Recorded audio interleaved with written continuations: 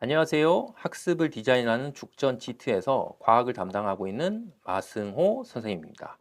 자, 오늘 이제 주제는 이제 고등학교 1학년, 현재 고등학교 1학년 학생들이 이제 고등학교 2학년 올라가게 되면 이제 선택이라고 해서 일반 선택, 진로 선택, 이제 이런 선택들을 다 해놓으셨죠. 그죠?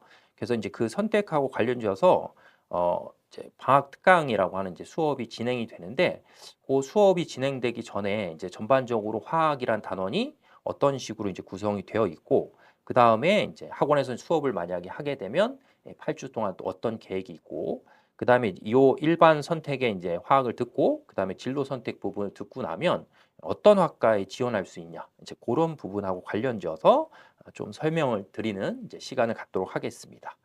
자, 그래서 먼저 이제 일반 선택의 화학은 이제 단원 구성표를 이제 먼저 보시면 단원 구성표가 총 4개로 나와 있어요. 그래서 첫 단원이 화학의 언어고 두 번째가 이제 물질의 구조와 성질이고 자, 세 번째가 화학의 평형, 그다음에 네 번째가 역동적인 화학 반응이다. 뭐 이렇게 보시면 돼요. 그래서 이제 총 4개의 단원으로 구성되어 있고 현재 이제 개정 전에 2015 개정상으로 봤을 때도 이 단원 구성은 똑같이 이제 4개로 되어 있기 때문에 구성상으로 봤을 땐 비슷하다라고 보시면 되고 대신에 좀 새롭게 추가된 게 이제 화학 평형이라고 하는 개념이 화투에서 이제 아래쪽으로 내려왔다라고 이제 좀 보시면 되고 역동적인 화학 반응이다라고 했을 때 이제 그 중화 반응 파트에서 원래 이제 열화학 반응이라는 게 이제 반응열 Q가 붙어 있었는데 이제 그 부분은 좀 빠졌다라고 이제 보시면 돼요. 그래서 이제 구성상으로 봤을 땐 1, 2, 3, 4 이렇게 표시가 되어 있는데 단원별로 봤을 때 뭐 중요도, 그다음에 집중도 이런 걸로 봤을 때 딱 보시는 것처럼 제일 처음에 시작하는 이제 화학의 언어가 난이도나 이런 걸로 봤을 때는 10이에요. 10. 끝. 네. 그래서 뭐 조금 전에도 이제 제가 이제 물리 영상을 찍으면서 학생들한테도 얘기를 했는데 이 화학도 이게 똑같은데 어떤 부분이 이제 어떤 분이 책을 이제 이런 식으로 구성했는지는 잘 모르겠지만 보통 학생들이 이 화학을 선택을 한다라고 했을 때 대부분 이제 통합과학에서 이제 화학을 좀 공부를 하다가 화학이란 과목이 나랑 좀 잘 맞고 나의 전공하고도 관련이 좀 있기 때문에 나는 화학을 해야겠다. 라는 결정을 내리고 이제 화학을 딱 시작을 했을 때 화학의 언어를 배우면서 몰과 질량, 그다음에 몰과 부피 그거를 배우고 뭐 기체의 분자량 구하고 상대값 계산하고 그다음에 양적 관계 요런 게 이제 화학의 언어 부분에 다 들어가 있기 때문에 이것도 역시 이제 화학의 언어를 딱 하는 순간에 화학을 잘못 선택했다라는 순간이 바로 찾아옵니다. 그렇기 때문에 이제 이 방학 때 이런 방학 특강이나 요런 뭐 시간을 이용하지 않아서 이 내용을 이제 만약에 안 했다. 준비가 안 돼 있다. 그러면 이제 학기 중에 만약에 화학을 학교에서 따라간다라고 하면 이제 매우 힘들게 되겠죠. 그래서 화학은 이제 전체적으로 봤을 때 1, 4단원이 조금 어려운 부분이다라고 생각하면 되고 그다음에 2, 3단원은 좀 평이하다라고 보시면 돼요.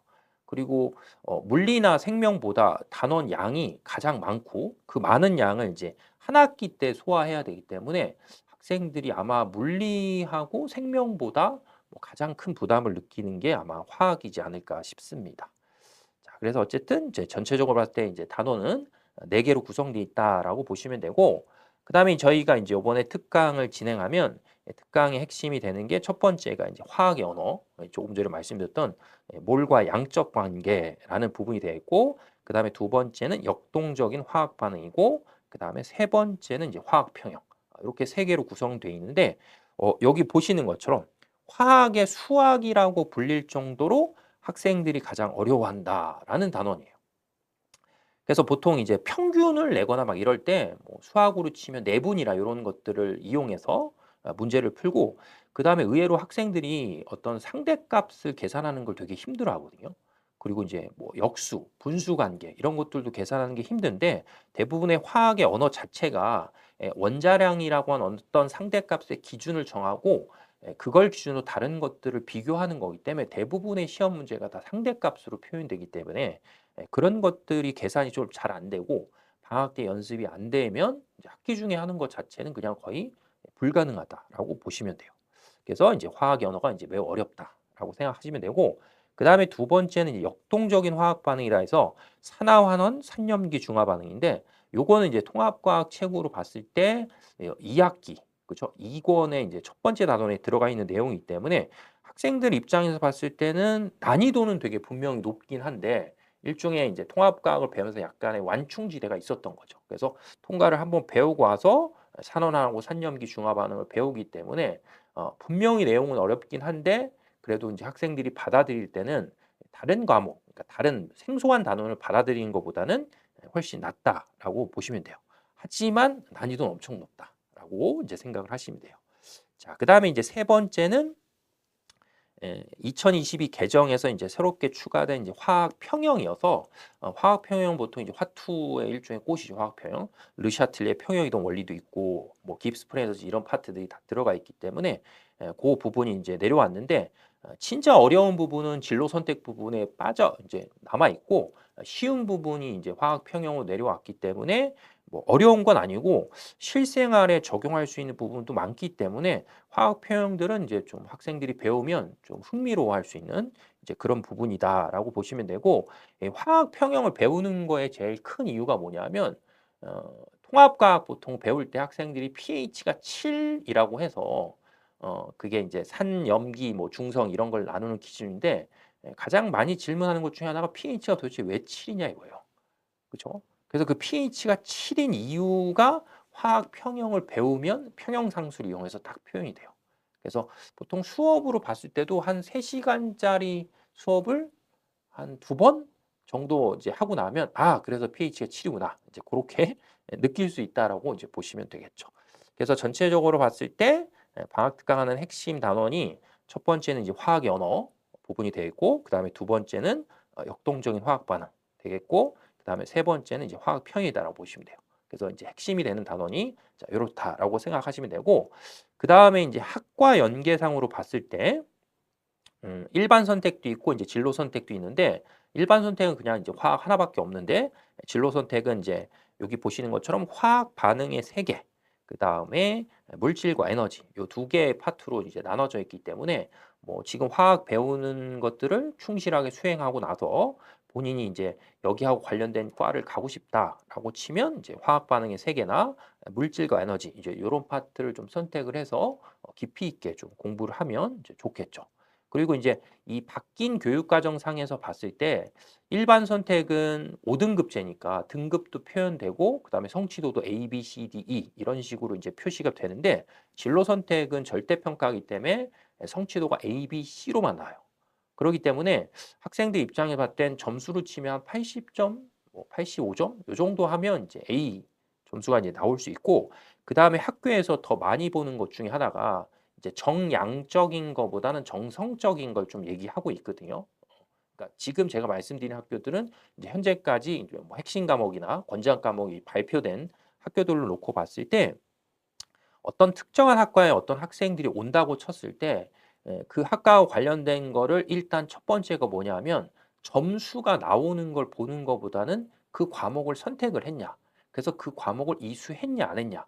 이런 것들을 되게 중요하게 보는 이제 형태로 약간 바뀌었기 때문에 이제 학생부나 이런 데서 그러기 때문에 본인이 이제 화학과 관련된 과를 간다라고 생각을 했을 때는 웬만하면 이제 진로 선택 부분을 이제 두 가지를 이제 화학 반응의 세 개랑 그다음에 물질과 에너지 파트를 선택을 해서 수업을 진행을 하는 게 좋다라고 보시면 되겠죠. 그래서 여기 보는 것처럼 이제 화학과 뭐 기초 과학 그 단 과들은 대부분 당연히 이제 화학을 선택하는 게 맞고 그다음에 화공하고 이제 신소재공학 이제 요런 쪽도 이제 화학을 이제 선택하는 게 맞고 그다음에 세 번째는 이제 의치안이죠. 그죠? 의치안이는 뭐 당연히 화학과 생명이 이제 필수기 때문에 그런 학과를 이제 생각하고 있는 학생들 입장에서 봤을 때는 반드시 일반 선택으로 화학을 하고 그다음에 이제 진로 선택으로 화학 반응 세계, 물질과 에너지 뭐 이런 부분을 선택하시면 되고 의치하니 계열 같은 경우는 이제 화학을 선택을 하고 그다음에 이제 두 개를 진로 선택을 두 개를 다 하는 것보다는 뭐 생명으로 봤을 때 유전이나 아니면 세포와 물질 대사 뭐 이런 파트를 또 선택을 좀 하면 된다라고 이제 보시면 돼요. 그래서 절대적으로 까먹으시면 안 되는 게 일반 선택은 5등급제에서 이제 등급하고 성취도가 다 표시되는데 진로 선택은 이제 절대평가로 진행이 되기 때문에 너무 점수에 얽매이지 말고 자기가 어떤 과목을 이제 좋아한다라고 쳤을 때 그 과목을 일단은 뭐다? 이수, 이수하는 거에도 좀 의미를 둬야 된다라고 보시면 되겠죠. 자, 그다음에 이제 8주, 8주간 이제 수업이 어떻게 진행이 되냐라고 했을 때 주차별 계획을 좀 보시면 첫 번째 이제 1주차에 이제 화학의 언어다라고 해서 몰이라고 하는 개념을 이제 배워요.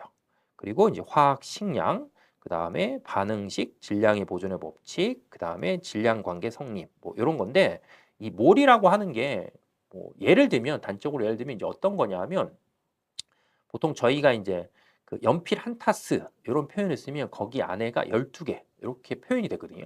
그러니까 어떤 것들의 묶음을 나타낼 때 그 묶음을 편하게 표현하는 방법 중에 하나가 이제 묶어서 쓰는 게 편하거든요. 그래서 화학에서도 몰이라고 하는 개념, 뭐 다른 말로 하면 이제 1몰이라고 하면 그 1몰이라고 하는 값이 6.02 곱하기 10의 23승계라고 하는 엄청 큰 숫자죠. 그죠? 만약에 10원짜리로 아마 그 정도가 있으면 이제 전 세계를 사고도 남을 돈이거든요. 그래서 엄청 그 큰 숫자를 이제 1몰이다라고 해서 화학반에서 여러 가지 계산을 할 때 효율적으로 이용하는 그 값이 이제 몰이다라고 보시면 돼요. 그래서 이제 전반적으로 화학 전체적인 내용을 할 때 가장 잘 이해해야 되는 단원이 자, 1단원이다라고 이제 보시면 되고 2단원 같은 경우는 이제 화학의 언어 심하다라고 해서 이제 화학 반응의 양적 관계의 이제 문제풀이 뭐 이런 것들을 하는 단원이 되는데 정말 어렵죠, 여기가. 그리고 실제로 봤을 때 시중에 나와 있는 그 개념서들이 있는데 그 개념서들에 있는 문제들을 다 풀고 개념 정리를 한다고 해서 풀 수 없다라고 보시면 돼요. 그래서 문제 풀이를 위한 개념을 다시 좀 배워야 된다라고 이제 생각을 하면 되겠죠. 그래서 보통 이제 이렇게 1주차, 2주차 정도를 하고 나면 일단 탈락자가 좀 발생을 합니다.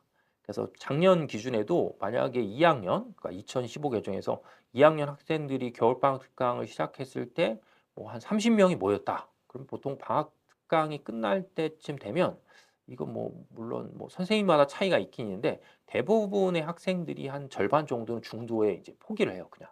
그리고 잘못 선택했다. 이렇게. 근데 이제 그거는 이제 2015 개정 입장에서 그러는 거고 2022 개정은 조금 전에 말씀드린 것처럼 이수하는 것도 보기 때문에 끝까지 포기하지 않고 이제 수업을 진행하는 게 이제 좋겠죠. 그러니까 반드시 방학 때 이제 화학의 언어 파트를 뭐 하냐면 마스터한다라는 표현은 거짓말이에요, 솔직히. 그죠? 그래서 보통 우리가 물리에서 역학적 에너지 보존, 그다음에 화학에서 화학의 언어, 그다음에 생명의 유전 이런 것들은 완성이라는 개념은 없어요. 끝은 없다라고 보시면 돼요. 그래서 이제 그런 부분 좀 집중하시면 되겠고 그다음에 3주차하고 4주차에 진행되는 물질의 구조 여기 단어는 그나마 좀 해볼 만한 아주 쉬운 단원 이제 그렇게 생각하시면 되고 그다음에 이제 5주차로 넘어가면 이제 화학 평형이어서 화학 평형은 그 전에 이제 궁금했던 부분들이 있었을 텐데 그 부분을 일종의 이제 해소하는 이제 그런 주차다라고 보시면 돼서 뭐 난이도는 별로 없다라고 생각하시면 되고 이제 6주차부터 시작해서가 역동적인 화학 반응이다라고 해서 이제 아까 말씀드린 것처럼 통합과학에서 배웠던 이제 그 부분을 조금 더 뭐 하냐면 조금 더 심화해서 나간다라고 보시면 되는데 그 심화하는 거의 핵심 중에 하나가 뭐냐면 몰농도라는 개념이 이제 새롭게 들어와요. 그래서 통과할 때는 그냥 단위 부피당 입자수라는 개념을 썼는데 이제 본격적으로 이제 그러니까 일반 선택의 화학이 들어가면 이제 몰농도를 이용해서 이제 중화 반응 문제를 풀기 때문에 원래 기존에 푸는 것보다는 이제 확실한 농도 값을 갖고 어떤 것들을 계산하기 때문에 난이도가 이제 훨씬 높다라고 보시면 되고 여기도 역시 서로 다른 수용액을 섞어서 어떤 것들을 표현하기 때문에 평균 값들을 활용한 뭐 내분 이런 개념들을 이제 활용할 수 있고 그다음에 뭐 조합 평균, 뭐 산술 기압 평균 이런 것들 여러 가지 이제 수학적인 도구들을 활용해서 문제 풀이를 하기 때문에 난이도가 상당히 높다라고 보시면 돼요. 그래서 전체적으로 봤을 때 물리나 화학이 하고 비교 이제 물리, 화학, 생명 이 세 개를 비교해서 봤을 때 이건 뭐 주관적으로 뭐 저의 내피셜이 있을 수 있겠지만 화학이 좀 가장 어렵지 않을까 뭐 그런 생각이 들기 때문에 요번 이제 방학 동안에 이제 8주라는 계획을 좀 세워서 이 죽전 GT에서 준비한 이제 수업을 좀 알차게 듣고 그다음에 이제 고등학교 2학년 올라가서 이제 1등급을 맞을 수 있는 그 빌드업의 시작점이 저희 죽전 GT가 됐으면 좋겠습니다. 그래서 오늘 이제 제가 그 설명드린 전체적인 내용이 이제 이런 부분이다라고 생각하시면 되겠고, 그 다음에 어떤 궁금한 사항이나 아니면 그 화학 혹은 생명, 물리하고 관련지어서 그 본인들이 이제 계획을 잘 세우지 못하거나 이런 것들이 있으면 이제 반드시 죽전 지트로 연락을 주시면 제가 친절하게 상담을 드리도록 하겠습니다. 그래서 오늘 이제 제가 준비한 내용은 여기까지고, 앞으로 봤을 때 이제 그 어떻게 이제 저희가 만날지는 모르겠지만 끝까지 고등학교 3학년까지 이제 좋은 만남이 돼서 쭉 이어나가서 이제 좋은 대학교를 갈 수 있도록 뭐 학생도 노력해야 되겠지만 이제 죽전 지트에서도 최선을 다하겠습니다. 자, 그래서 오늘 내용은 여기까지입니다. 감사합니다.